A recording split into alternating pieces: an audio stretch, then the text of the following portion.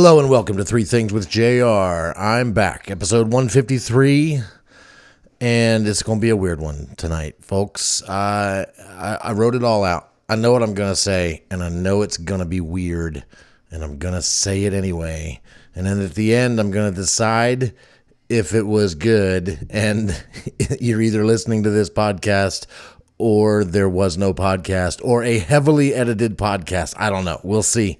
We'll see how weird this thing gets. Before it gets weird, though, I do want you to know that my band, To Be Fair, has two really important gigs coming up, and they are right around the corner. If you're listening to this show the day it drops, Tuesday, August 13th, happy birthday, Aubrey, then you have 2 days to prepare for a late night out at Rapture on the downtown mall, starting at 10 p.m. To Be Fair is going to be rocking for a few hours. So that's in Charlottesville, Thursday night, August 15th at Rapture, starting at 10 p.m., and we're going to kick some ass. And then 2 days later, on the other side of the mountain in Waynesboro at Basic City at The Foundry, we will be rocking another big show. I believe that one starts at 8, if I'm not mistaken. Check The Foundry's website. We couldn't be more excited to get in there. It is the coolest music venue in the area, and it took a lot of prodding and emailing and calling, but Gary finally got them to give us a date, and so that's a big room. We need to make that big room feel small because there's so many people in it checking us out. So please come check us out. If you have to choose one of those shows, if you can't go to both, gosh, that is not an easy choice. If you have to choose, if you have the ability to go to one or the other, come see us at the Foundry. It's just a bigger room and we need more people there, and we would love to play there again. So the Basic City, the Foundry in Waynesboro, Saturday night, August 17th. Would love to see you there. We are starting to get in first draft, rough drafts of recordings of some of our songs that we recorded a few weeks ago down in Raleigh, North Carolina, and I gotta say, the drums do sound good. I'm pretty happy with what we laid down, and I'm looking forward to hearing more. I'm looking forward to you hearing them, and if you want to hear them and you want to be among the first to hear them, you can help support us by going to tobefair.com, TOBEFARE.com. Click on Plan B. Read all about the recording project we've got going on, and maybe pledge to support us, and maybe you'll get your own downloads, your own copy of the songs. Maybe you'll get a piece of vinyl, a piece of CD. I don't know what's going to be available. It's going to be kind of depends on how much money we raise leading up to this. So get on over to tobefair.com to see what's up and to hear first the recordings that we are in the middle of making, and they're pretty good. It's good stuff. So there you go. tobefair.com, TOBEFARE.com. All right, let's do the things. Thing number one. Man, this is where it starts. It's going to be weird right off the bat, folks. I had a whole thing one written out. And I just couldn't bring myself to do it here. I have since deleted everything I wrote. Deleted's not the right word. I cut it, and then I pasted it into my notes for the next episode of Small Things Considered, because on that show, we are openly talking about politics. On Small Things Considered, we are not really censoring ourselves or our opinions, our anger, our disdain, our disgust, or even our excitement and enthusiasm. And if you want to hear the rant that I had right here, right there where I'm pointing, you can't see it, but I'm pointing at my thing one for tonight. It was right there just a little while ago. It has been moved over to Small Things Considered, and I'm planning to share it with Gary when we get together to record our next episode. So if you want to hear that rant, check out next week's episode of Small Things Considered. So now, what do I have in place of that as thing one? I don't know that it's any less weird, but it's definitely not politics. How about that? No, not yet. I don't know. See, I can't stop thinking about this thing. And I'm wondering, like, when Gary and I sit down to record our next episode of Small Things Considered, will I be as passionate then as I am right now about this whole thing I had written out? I mean, probably I will, because all I have to do is start reading it again, and it'll bring back all of the same thoughts and feelings and emotions I was having tonight. It all comes from like a Facebook post that I just couldn't resist commenting on. And then it sparked interesting replies, some from people I know, some from people I don't know. And it only made me more mad, and then and I just couldn't stop myself. And I was going to tell you all about how it went and how I'm feeling and how I want you to feel and think and all that stuff. So I've got that passion in me still, but I'm resisting. I'm resisting the urge to do that right now, because this is not the show for that. This is not the show where I get all super political. I think you know where I stand or where I lean. But really, I don't try to do a bunch of politics here on Three Things with JR. That's what Small Things Considered is about this year. And we will have talked politics so much, I will be so sick of talking politics. But damn it, I just can't think of anything else that would make a good thing one right now. I got it. I can do this. I mean, yeah. You know, I'm about to turn 50 in just a few weeks. Life is kind of weird right now. You know, as I'm approaching the age 50, I've always been the type of person who looks forward to the next phase of life, to getting older. Has never bothered me. Many people seem like they want to stay young. I've never felt that way. I've always liked becoming smarter, wiser, more experienced in life. I enjoy the benefits of the experience I've had in life and how it informs who I am today and who I will be tomorrow. And so I don't mind the idea of getting older. That's not what this is about. But 50 is a pretty big milestone. It's kind of a big deal, and it's just a few weeks away. It does seem like every conversation I'm having with people like my age and older somehow involves health or ailments or aches and pains or sometimes even death. And I can't help but think about how I know I'm not in great health myself right now. I've had lots of ups and downs in health-wise throughout my 50 years. I have been well over 300 pounds, and I have been 180 pounds, and every pounds in between multiple times in my adult life.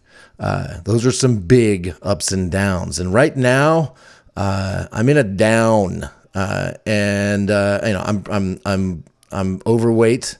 I'm fat. I know that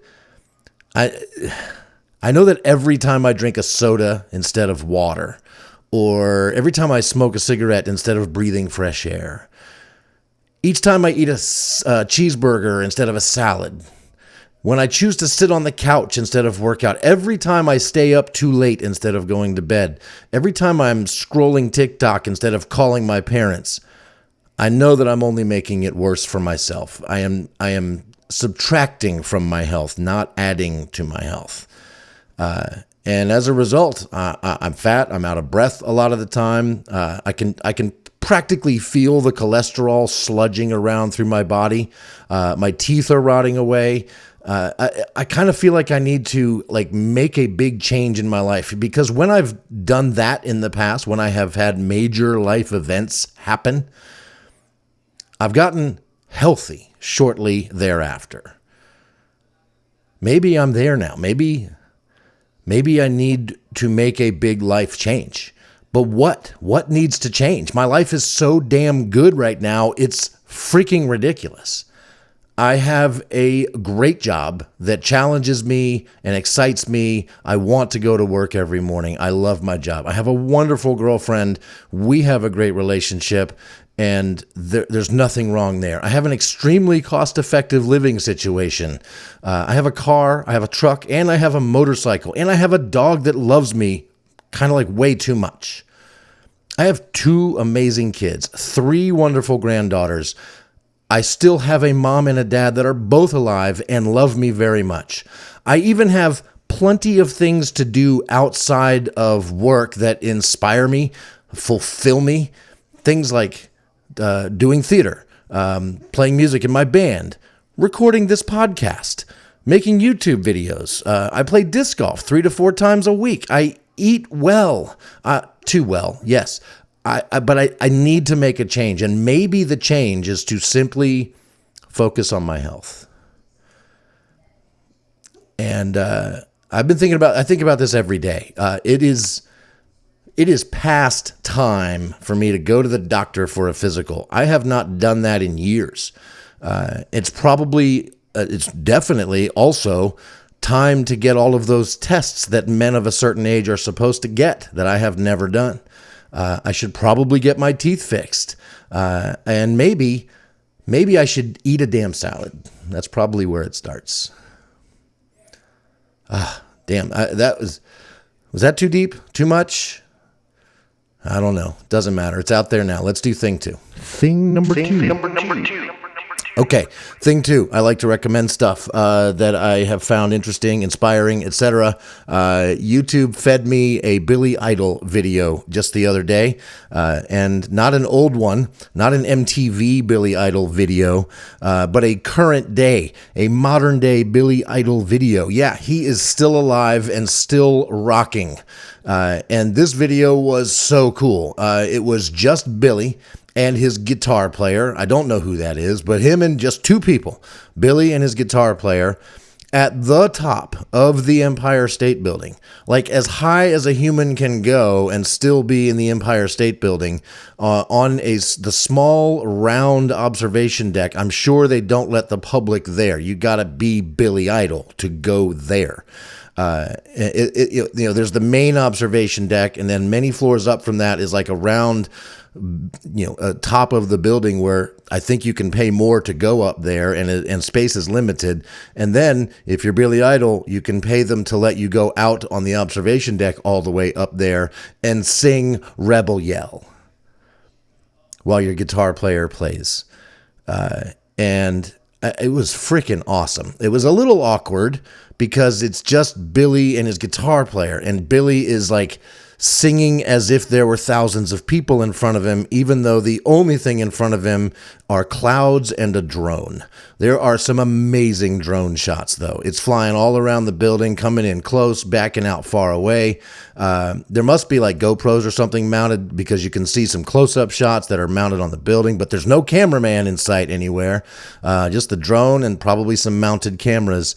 And you can see they're wearing in-ear monitors. Billy is holding a microphone.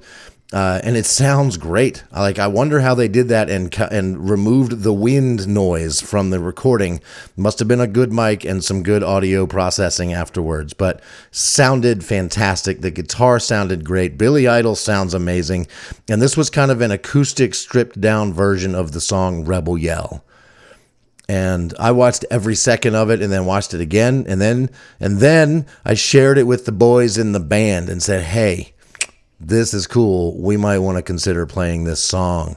And I never know what Gary and Brian, and To Be Fair, are going to think when I recommend a song. Some of the songs I recommend are not quite on the mark for what we do as a band, but this one worked.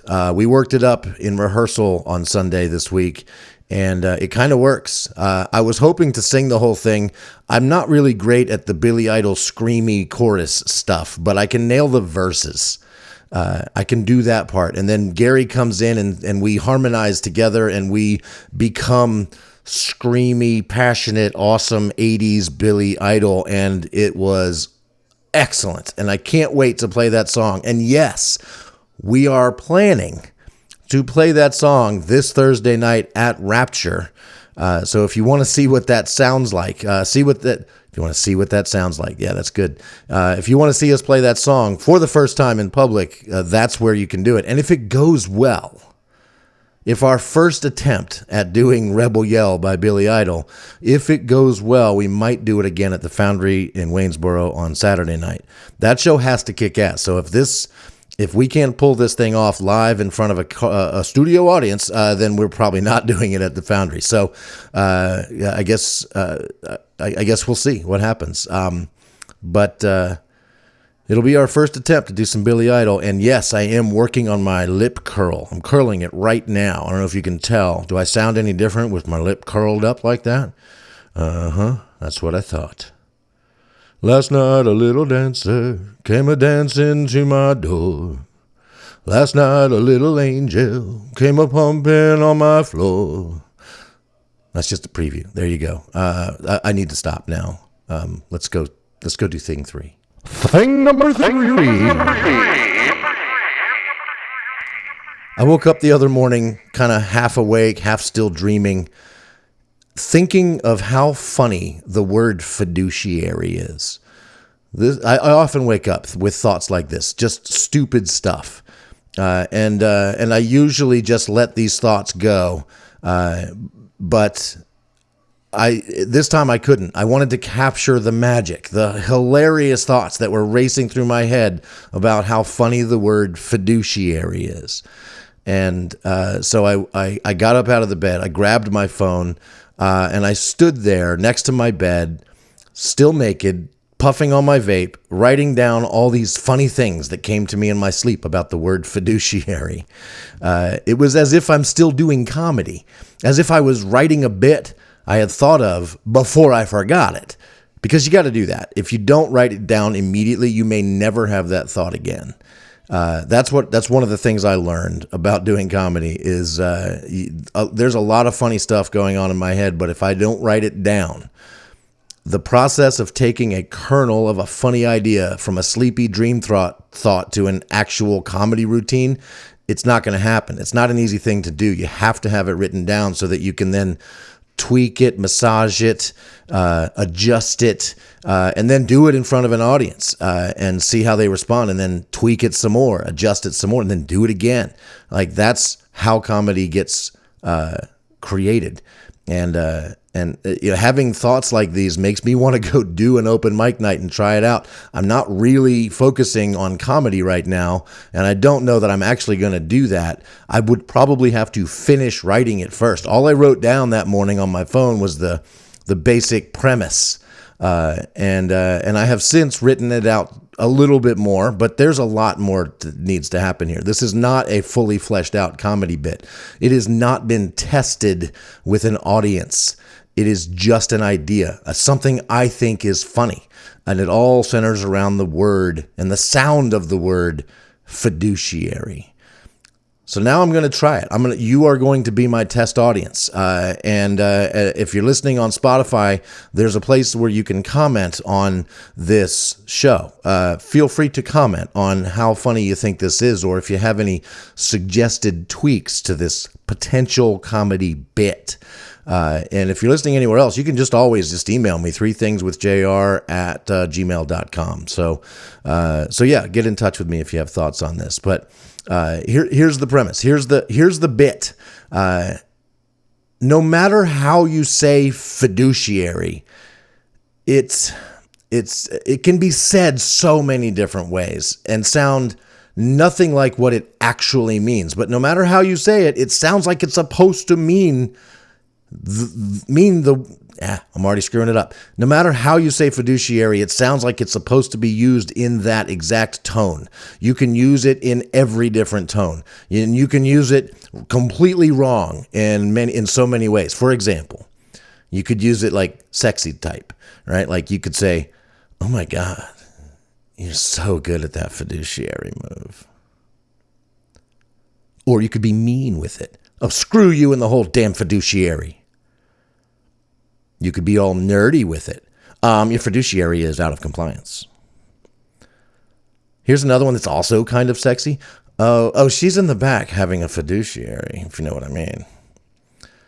It could be a sports thing. Like you could say, the Washington Commanders have the best fiduciary in the NFL. Or you could use it to describe like a person you trust with your finances. I'm having dinner with my fiduciary tomorrow. We are going to talk about fiduciary stuff. And it's at this point that I hope someone in the audience points out that I just used fiduciary kind of correctly. And if they do, then great. I'm going to ask the audience, hey, what does that even mean? I do not know what fiduciary means. And then, of course, the audience is going to tell me what it means, because audiences are always kind and helpful and participate in your bit exactly the way you plan them to. And hopefully, as they're explaining fiduciary to me, they say the word themselves. And if they don't, I'll just ask someone in the audience to say the word fiduciary. And then I will ask them, how much fun was that to say? And then I'll get the whole audience to say it with me. Fiduciary. Emphasis on douche, am I right? And just get the audience saying fiduciary in all these different ways. And we're all just going to be smiling and having a great time. And hopefully, maybe even laughing. Anyway, that's a bit. It's probably not complete. There's probably something missing. It will probably fall flat if I were to do it in front of a real audience. I don't, maybe. We'll see. I don't even know if I'm going to. Maybe I will. Who knows? If you give me feedback one way or the other, that could sway my decision. There's an open mic night almost every Monday at the Southern on the downtown mall in Charlottesville. And, why not? All right, that's it. That's all I got. This might have been the weirdest episode of Three Things with JR yet. And again, as I mentioned at the top, I'm still kind of struggling with this one. I said all that stuff out loud, and I'm still not sure if it's too personal, too revealing, too confessional. Should I release this episode as it is? I'm about to stop recording and start editing, and then I'm going to be uploading and writing out the description and publishing this podcast. So if you are listening to this right now, you know what I decided to do. Was it the right decision? Feel free to tell me. Send me an email, threethingswithjr@gmail.com, or if you're on Spotify, comment on the show. All right, it's midnight. It's late. I got stuff to do, and it's probably the perfect time to call my mother, and I'll call Dad tomorrow. Peace out. I love you all. Vote for Harris Walls, everybody. See you next time. It's a brand new day. It's a brand new day.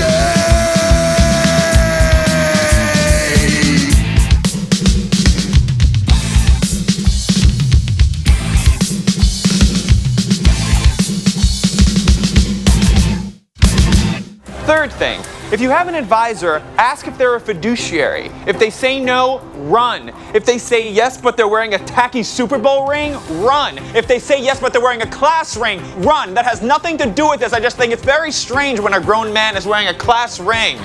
Is a fiduciary.